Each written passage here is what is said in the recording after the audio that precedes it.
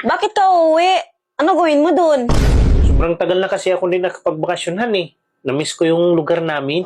Ah, ganun ba? Nabalitaan ko kasi uuwi din yung dati mong ex. Ha?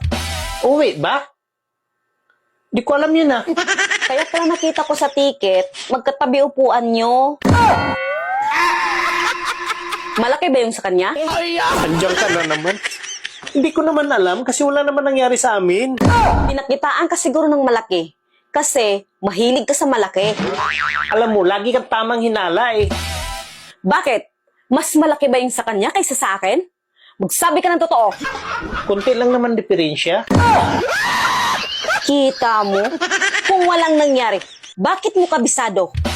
Kaya ako alam kasi pinakita niya kasi sa akin. Pero walang nangyayari. Sigurado ako, hinawakan mo.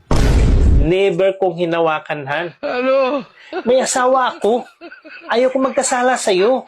Kasi ayaw ko magagalit ka. So tinitigan mo lang. Ganon. Hindi. Inamoy-amoy ko lang. Mahirap magkasala eh. Loyal na nga yung tao sa'yo eh.